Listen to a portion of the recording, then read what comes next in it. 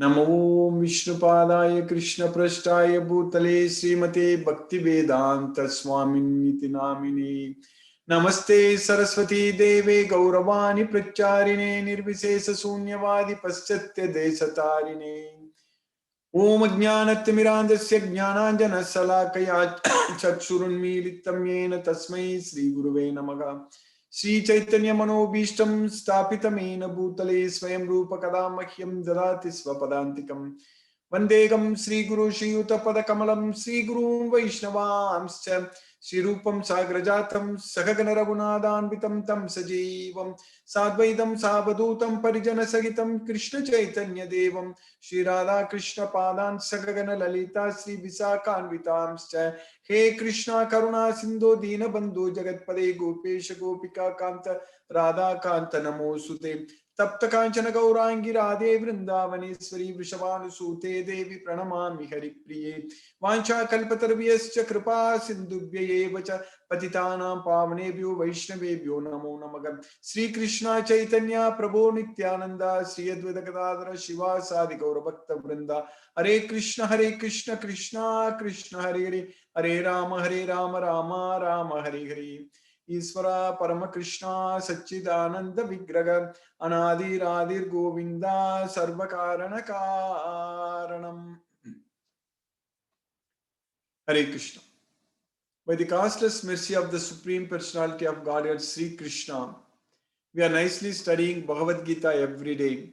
And we finished 30 slokas in the 13th chapter of Bhagavad Gita, Nature, the Enjoyer and Consciousness. So by Krishna's causeless mercy, we understand about the super soul very well in this chapter. In the second chapter, we understood very well about the soul, ourself. We are not the body, we are the soul. In this chapter, in the 13th chapter, Krishna is teaching a lot about the super soul also. We already know, Krishna already explained that he is the super soul, he is seated everywhere. So Krishna is in different slokas, different chapters, different slokas, we understand Krishna is seated in everyone's heart as the super soul. But here Krishna is explaining at length about how Krishna is seated everywhere. He is situated in everyone's body.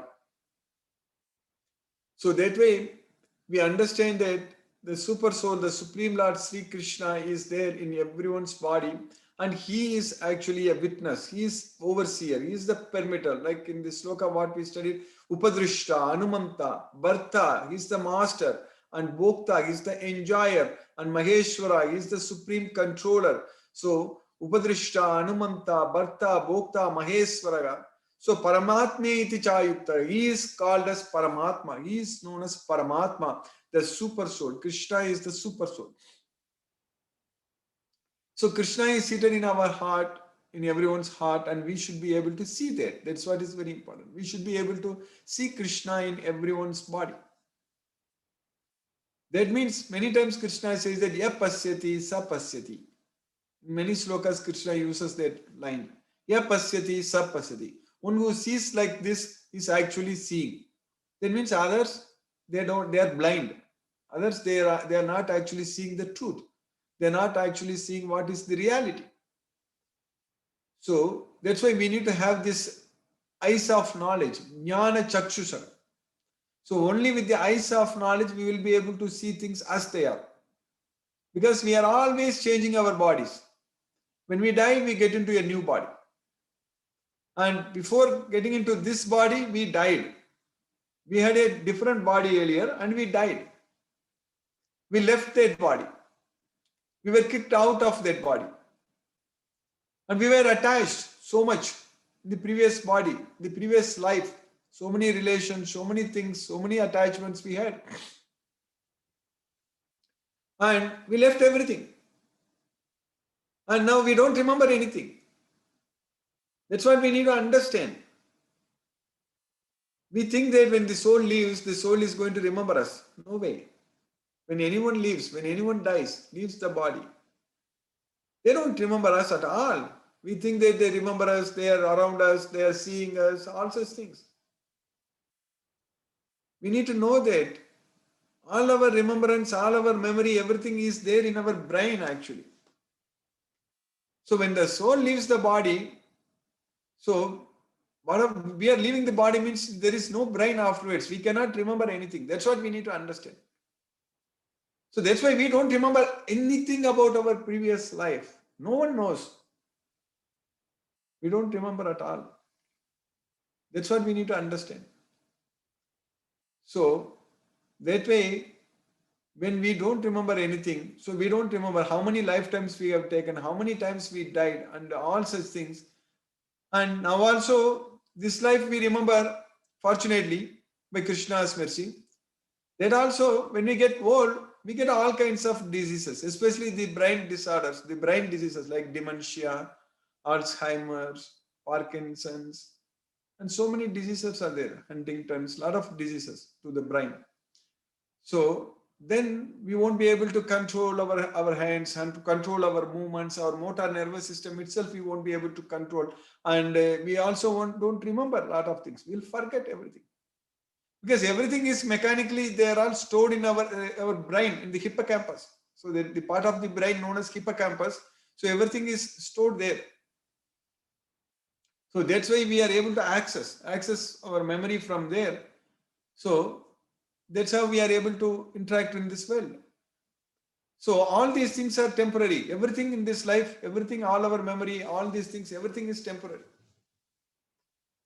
But in this temporary life, in this miserable life, in this material world, we are very fortunate to receive this Bhagavad Gita knowledge, which is making us to understand that we are not the body, we are the soul, which is helping us. This Bhagavad Gita is helping us to understand we are the soul. So now using this knowledge, if we actually act in such a way that if we are able to free ourselves from this material world, so then we won't go through this nonsense again. That's what is very important. Again taking another birth and struggling and suffering, and again going through different relationships, different attachments, different things in a different world, different environment, different things, all such things. And again going through, and again dying, and again taking another birth. So we have to definitely bring an end to this misery. That's what is a real misery. The real misery, the real suffering is not the one in this life. Every day, daily, we are having a lot of difficulties, what we are facing. So that itself is not the real suffering. The real suffering is that we are going to die and take birth again, and we are going to die again and take birth again, and we are going to die again and take birth again. And this is going to keep on continuing. So that is the real suffering, the real misery. So how we can bring an end to this cycle which is keep on going? Only by surrendering unto Krishna, only by studying this Bhagavad Gita. That's it. There is simply no other answer for this question. There is no other solution. One solution, only one solution. So that is just study this Bhagavad Gita, surrender unto Krishna. Then we can break the cycle of repeated birth, old age, disease and death. So that opportunity has come to us. And now we cannot let this go waste. We have to effectively make use of it. That's what every day I'm emphasizing we are trying to do. So that means we just have to follow what Krishna says in Bhagavad Gita fully. That's what is very important. We need to completely follow what Krishna says in Bhagavad Gita. We should not forget anything. We should just follow. So then we will be able to definitely reach Krishna as well. We will be able to definitely elevate ourselves to the Brahma Bhuta level. Because when everything is working well, when our senses are working good, when our body is working good, when we are having energy, when we are able to do things in this world, when we are able to act. So if you act well, if you act wisely, if you use this knowledge of Bhagavad Gita, so that means we are actually gaining control of the mind, senses, everything under ourself. So that means we are able to remember Krishna. We are able to attach ourselves to Krishna, connect ourselves with Krishna. So all these things are becoming possible only with this knowledge of Bhagavad Gita. By Krishna's mercy, we are able to do that. And when we make that continuous progress day by day, Every time when we make that progress, like what we are studying Bhagavad Gita every day, definitely we are making progress every day. There is no doubt about it. We are making progress. We are understanding. And our understanding about Krishna is increasing day by day. We are going to go to Krishna and remember Krishna, and we are able to love Krishna, connect with Krishna. We understand without any doubt that Krishna is the Supreme Personality of Godhead with the knowledge of this Bhagavad Gita, what we are studying every day. Just these 18 chapters, 700 slokas, repeatedly if we study again and again and understand all slokas and just follow. That's it. Then by Krishna's causeless mercy, we will reach his kingdom. Krishna's supreme abode. We'll be freed from the modes of nature. How nice it will be. How nice it will be if we are not forced to act. If we are freed completely. If we are not under force. So, that will be the life what we should aim for. There is this Bhagavad Gita knowledge. This Bhagavad Gita knowledge is the life what we should aim for. So, by Krishna's mercy, we are able to progress. And in the 13th chapter, Krishna already taught us about the Kshetra, Kshetrajna, Jnana, Jnaya, and Prakriti. In fact, Prakriti we are going to study even at length in the next chapter. In the 14th chapter, everything Krishna is going to explain completely about the three modes of material nature, how they are controlling us, and what is each mode of nature, and how they are produced. And when we die at different modes of nature, what is going to be our destination? Rajasi pralayam gatva, then tamasi, then in the mode of goodness, sattva guna. So where we will reach, depending upon what mode of nature we are in at the time of death. So like that, so many things Krishna is teaching in the 14th chapter. And Arjuna also asked very nice question about how can I understand a person is freed from the modes of nature? What are the symptoms? Kairlingai.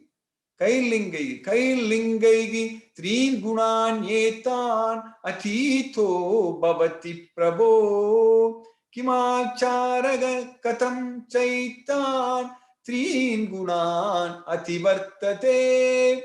So that's what Arjuna is asking. So kimacharaga katam chaitan trin gunan ativartate. By what activities I can understand a person has transcended the three modes of material nature. A person is freed from the three modes of material nature. So Krishna explained everything. All the answers Krishna gave. So we need to understand it. So in that when Krishna gave the answer, Krishna is using the word tulya many times. Tulya means equal. Tulya nindatma samstudi, tulya priya priyo diraga. Tulya, like that Krishna is using the word. So being equal. So we need to develop that equanimity, not getting disturbed by anything in this material world. So that is the only quality what we need to gain. So we need to develop. That's going to be possible only by following this Bhagavad Gita step by step. Follow everything and serve Krishna and connect with Krishna and understand this Bhagavad Gita. So then definitely it's going to be possible for us to develop all these qualities. Then we will be able to free ourselves from the three modes of material nature.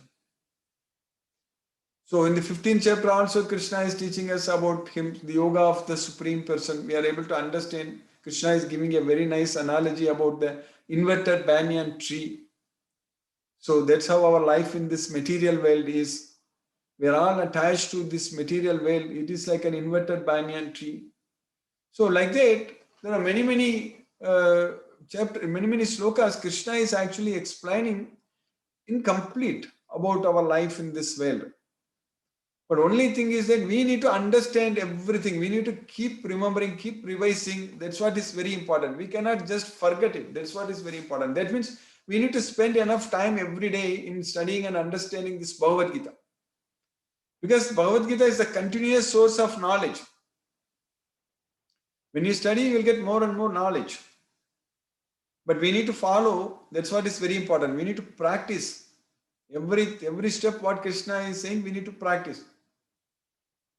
So once we desire, once we have the faith on Krishna, so once we want to please Krishna, so then Krishna will not leave us.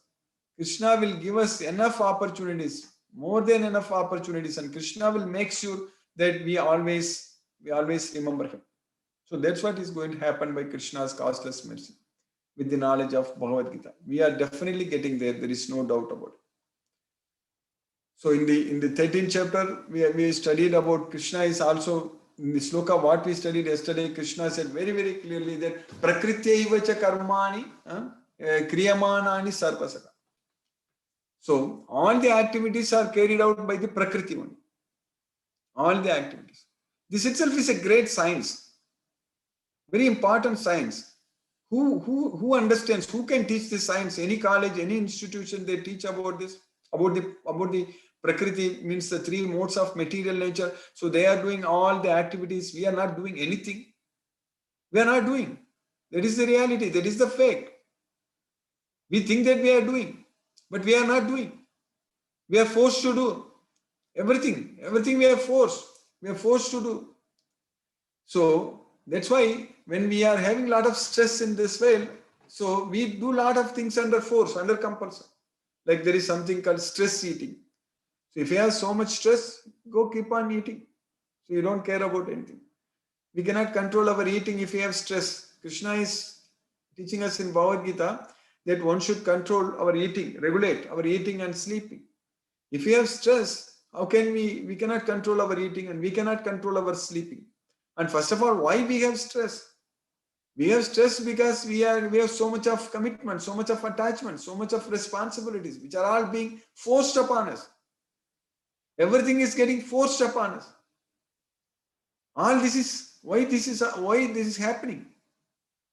Because we are not Krishna conscious. We don't have the knowledge of Bhagavad Gita. If we have the knowledge of Bhagavad Gita, if we are Krishna conscious, so then by Krishna's mercy, we will focus everything on Krishna. And at that point of time, our material aspirations, our material goals, everything will be completely gone. Our goal is only to please Krishna, that's it. So at that time, whatever we are forced to do, whatever we are doing, everything is austerity, everything is offered to Krishna. That's what is very important. When Arjuna was forced to fight, there was no doubt Arjuna was forced to fight. But the same thing when he decided to fight for Krishna, then only he could fight. Before that, when he was thinking that he was fighting for himself, he was not able to fight, but still he was forced to fight. If he didn't decide to fight for Krishna, still he will be fighting. Still he would have fought, definitely. But when he got this knowledge of Bhagavad Gita, when he understood everything that he needs to please Krishna, so that way he was actually doing everything for Krishna. So like that, we are all forced to act, we are all forced to work. But if we realize that Krishna is the Supreme Personality of Godhead, if we get this knowledge of Bhagavad Gita, then we will be doing that. Even though we are forced to work, even though we are forced to act, we will do all those activities, but we will give the results to Krishna. We won't get ourselves attached to the results. So that is the secret. That is the technique of ourselves becoming free from that force. How we can free ourselves from that force? Only by not getting affected by the results. If you prove that we are not affected by the results, so then we will not be forced anymore. So as long as we are affected by the results, as long as we are attached to the results, we will be forced. So when we will get affected by the results, when we have the desires, when we want to enjoy the results, when we want to enjoy the results, then we will get affected by the results. So the real reason we are forced to act because we want to enjoy. Because we want to enjoy the results and enjoy the sense objects. That is because of ignorance. Because of ignorance, we forget about Krishna and we want to enjoy ourselves in this material world. Without even realizing that, all such enjoyments will come to an end. And without even realizing that, everything in this world is temporary. Whatever achievements we make, everything is temporary. Nothing is permanent. So without understanding that, we are going after material sense objects. We are going after materialistic goals and we are simply forgetting ourselves. We are not knowing that we are this soul. We think that we are the body. Then we identify ourselves with the body and do everything with the consciousness that we are the body. That's how we do everything. So that way, we get ourselves more and more entangled in this material world. So we need to somehow get out of that entanglement. So that is possible only by understanding this Bhagavad Gita. So by understanding that Krishna is the super soul, Krishna is the supreme personality of Godhead, and Krishna is there everywhere. So we should be able to see everyone with an equal vision. Vidya Vinaya Sampanne Brahmane Gavigastini Sunichaiva Supakecha Pandita Samadarshinaga. Yeah, Pandita Samadarshana. Samadarshana means with equal vision we should be able to see everyone equally. So that's what Pandita Samadarshana. So we will be able to elevate ourselves to that level slowly with the help of this Bhagavad Gita. That's what we are gaining. So with the help of this Bhagavad Gita, by the mercy of the Supreme Personality of Godhead, Sri Krishna, we will be able to slowly elevate ourselves to that level of not getting affected by anything in this material world, not getting ourselves attached to anything in this material world. That's what is going to happen by Krishna's mercy. So by Krishna's causeless mercy, we have successfully finished 30 slokas in the 13th chapter of Bhagavad Gita. In the 30th sloka, Krishna told very clearly that Prakrityaivacha karmani kriyamanani sarvasagam. One who sees that he is not doing, everything is the Prakriti only is doing, he only actually sees. Yapasyati tatatmanam nakartaram sapasyati. So yapasyati tatatmanam nakartaram. One who sees that he is not the doer. So he is not the doer, only he is really seeing it. So that's what Krishna is saying there. Yapasyati tadatmanam nakartaram sapasyasi. So now in the next sloka, in the sloka number 31, Krishna is teaching us that Yada bhuta prathak bhavam ekastam anupashyati tatayeva cha vishtaram brahma sambatyate tata. Yada bhuta prathak bhavam ekastam anupashyati. So this bhuta, the living entities are prathak means different. Each one different living entities. So that's what prathak bhava means, separated identities. But who is able to see that everything in one place? Ekastam. Ekastam means in one place. Ekastam anupasyati. One who sees all the living entities. We should not be able to see them differently. We should not think that they are different. So everything is only one. Because the super soul Krishna is there in everyone's body. Same super soul is there in everyone's body, so that way everybody is same. So that's what we should treat. We should consider everybody as equal because the super soul Krishna is there in everyone's body. It's a very important philosophy, very scientific understanding. We need to have that understanding. It's very important, very important. Because the super soul, the Paramatma, the Supreme Personality of Godhead, he is there in everyone's body. When he is there in everyone's body, we should treat everyone equally. That's what is very important. We cannot differentiate. Everyone should be treated equally. So that's why yada bhuta prathak bhavam ekastam anupashyati tatayeva cha vistaram brahma sambatyate tata. So vistara means he is expanded everywhere. So Krishna, the super soul, is expanded everywhere. So tatayeva cha vistaram Brahma sambatyate tada. So he will attain the Brahman. He will attain the Supreme Personality of Godhead. So that's what Brahma Bhutam. That's what Krishna's abode is Brahman. Brahmanohi pratishtagam. Amritasya avyayasya cha sasvatasya cha dharmasya sukasya ikanti tasya cha. So Krishna said that I established this Brahman, Krishna's abode, Brahman. Brahmanogi pratishtagam. Amritasya avyayasya cha sasvatasya cha dharmasya sukasya ikanti tasya cha. So it's everything. So it is the happiest place. So it is the permanent abode. So both Krishna's abode is Sasvatam and Sukham. So that's what Sasvatasya cha, Sukasya cha. Whereas this material world is Asasvatam, Dukkham, Dukkhalayam. So Asukham, Asasvatam, Asukham. So that way Krishna is saying that when a sensible man ceases to see different identities due to different material bodies and he sees how beings are expanded everywhere, he attains to the supreme, he attains to the Brahman conception. So that's what we need to understand. We need to get into that Brahman level of understanding that seeing everybody equally, everybody is a Brahman. So if we get that kind of knowledge, if we elevate ourselves into that kind of understanding, if we are able to see Krishna everywhere in everyone's body, so that way we will not miss Krishna. We will not lose Krishna. Again, to repeat that sloka, which I have repeated many times in the past, in the 6th chapter, Krishna is saying that one who sees me everywhere and one who sees everything in me. Yomam pasyati sarvatra, sarvam cha mayi pasyati, tasyagam na pranasyami, sachamai na pranasyati. For him, I am not lost. For me, he is not lost. One who sees me in everything, one who sees everything in me, for him, I am not lost. For me, he is not lost. So that way, we should be able to see Krishna in everything. We should be able to see Krishna everywhere. So that way, we are not going to lose Krishna. We are not going to miss Krishna. So that kind of equal vision, Pandita Samadarshinaga, so that is going to happen only with the virtue of this Bhagavad Gita knowledge. We need to keep studying again and again and understand and progress, make efforts. So if we keep on doing this again and again and again and again, so we are going to elevate ourselves to Krishna's way. There is no doubt about it.